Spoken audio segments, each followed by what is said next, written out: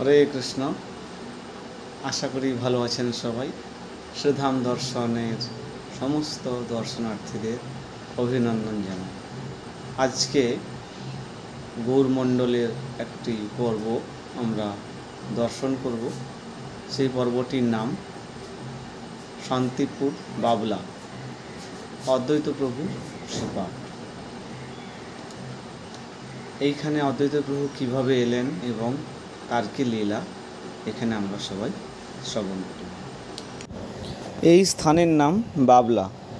এই স্থানটি নদিয়া জেলার শান্তিপুরে অবস্থিত।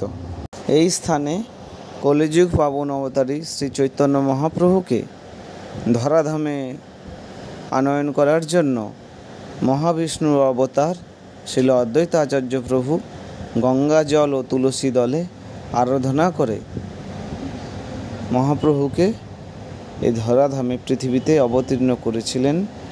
এই স্থান তার নাম বাবলা। এখানে শ্রীল অদ্বৈত আচার্য প্রভুর পিতামহ শ্রী নরসিংহ আড়িয়ালের বাস ছিল। তিনি শান্তিপুর হতে লাউড় ধাম, বর্তমানে বাংলাদেশে, সেখানে অবস্থান করেছিলেন, কিন্তু মাঝে মধ্যে শান্তিপুরে এসে বসবাস করতেন। তখন অবিভক্ত বাংলাদেশ ছিল। তখন থেকেই অদ্বৈত প্রভুর এই গৃহ এখানে আছে। অদ্বৈত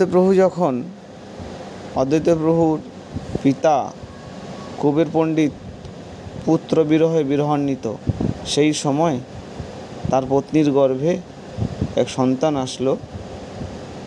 তিনি তখন লাউড়ের রাজার আহ্বানে সেখানে অবস্থান করছেন এবং সেইখানে অদ্বৈত প্রভুর আবির্ভাব হয়। অদ্বৈত আচার্য প্রভু 12 বছর লাউড়ে বসবাস করে সেখানে থাকতেন। তারপরে তিনি শান্তিপুরে আসেন। কিছুদিন পর কুবের পণ্ডিত শান্তিপুরে আসলে সেখানে সস্ত্রীক অন্তর্ধান হন।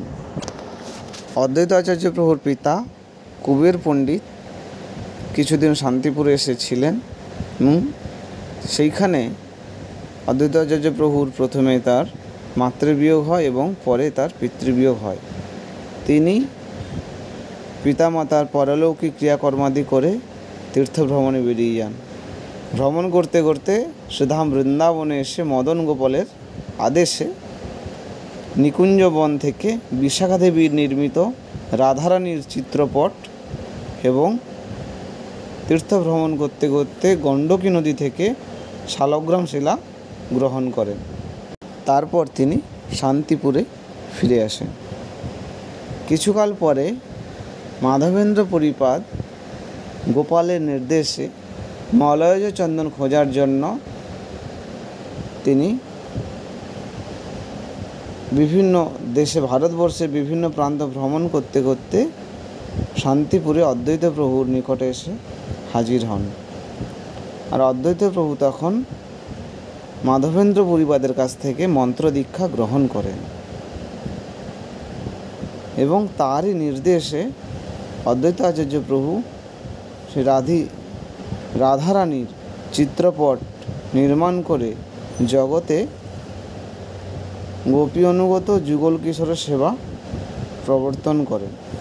তারপর অদ্বৈত প্রভু বাবলারিতে অবস্থান করে গঙ্গা জল এবং তুলসী দলের মাধ্যমে কৃষ্ণের আরাধনা করলেন এবং কৃষ্ণচন্দ্র অর্থাৎ শ্রী চৈতন্য মহাপ্রভুকে আমাদের ধরাধামে আহ্বান করতে লাগলেন। তিনি তার গুরুদেব মাধবেন্দ্র পরিপাদের দ্বারা মদন গোপালের মূর্তি প্রতিষ্ঠা করেন এবং অভিষেক সম্পন্ন করেন এবং তিনি যে শালগ্রামে তুলসী দিয়ে আরাধনা করেছিলেন সেই বিষ্ণু শিলা তিনি তীর্থভ্রমণের সময় গণ্ডকী নদীতে এনেছিলেন। বর্তমানে শিলাটি মন্দিরে পূজিত হচ্ছেন।